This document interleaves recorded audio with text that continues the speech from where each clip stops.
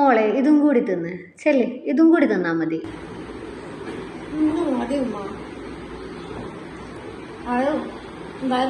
ഈ സമയത്ത് നല്ലോണം തിന്നണോ? ഇപ്പൊ ഈ ഒറ്റക്കല്ല, ഉള്ളിലൊരാളും കൂടി ഉള്ളതാ. മതി ഉമ്മ, ഇതും കൂടി മതി.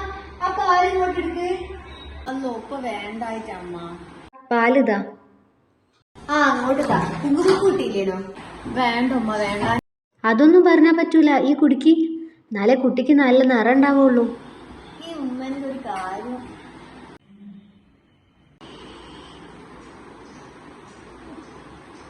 മോളെ സ്വപ്നേനു ഇത് പറ്റിമ്മ.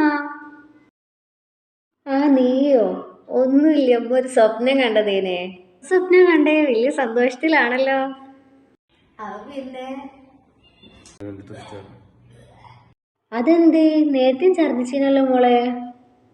അറിയൂലമ്മ, കഴിച്ചത് എന്തോ പിടിച്ചില്ല തോന്നുന്നുണ്ട്. മോള് പോയി കുറച്ച് കിടക്ക്, പണിയൊക്കെ പിന്നെ എടുക്ക. പോയി കിടക്ക്. കുറെ തവണ അതിലെ ഛർദിക്കണ്. താത്തനെ ഹോസ്പിറ്റലിലിട്ട് കൊണ്ടുപോകണ്ടേ? എന്തിന്? തിന്നത് പിടിക്കാനിട്ടേക്കൂ, അല്ലാണ്ട് പിന്നെന്താ? ഛർദി അനക്ക് വന്നാ പോയേന്. എന്താ നിങ്ങളൊരു പൊട്ടിപ്പെണ്ണ്. പള്ളിയിലാവുമ്പോഴല്ലേ പെണ്ണുങ്ങൾ ഛർദിക്ക? ഓ റംലേ, വാടി അകത്തേക്ക് വാ. എന്തൊക്കെയാ എന്റെ മരുമക്കളൊക്കെ വിശേഷം? എന്താ അതൊക്കെ പറയാ, ഈ ആദ്യം അകത്തേക്ക് വാ. ഈ പെണ്ണ് കൊറേ നേരം ആയല്ലോ ഛർദിക്കണ്. എന്തേ മോളെ? ഇതാര് റംലാത്തെ? ഒന്നുമില്ല, മീൻ മുറിക്കേനി. പെട്ടെന്ന് എന്തോ ഓക്കാനോ വരുന്നായിരിക്കും, വേറെ ഒന്നുമില്ല. മോളെ കൊറേ നേരം ആയില്ലേ, നമുക്ക് ഹോസ്പിറ്റലിൽ പോണോ?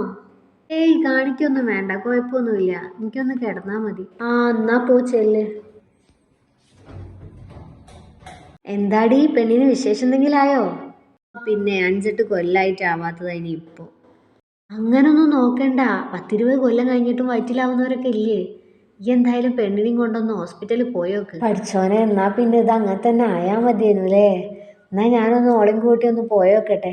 പിന്നെ ഈ ഓളി കൂട്ടി ഹോസ്പിറ്റലിലേക്ക് ചെല്ല്, ഞാൻ ഒന്ന് ഇറങ്ങട്ടെ. ഇവക്ക് വയറ്റിലാവുന്നുണ്ടെങ്കിൽ രണ്ടാമത്തെ കെട്ടിക്കണ്ടില്ലേനു മോനെ കൊണ്ട്. ഇതിപ്പോ രണ്ടിനെയും ചെലവിന്റെ മോൻ നോക്കണ്ടേ.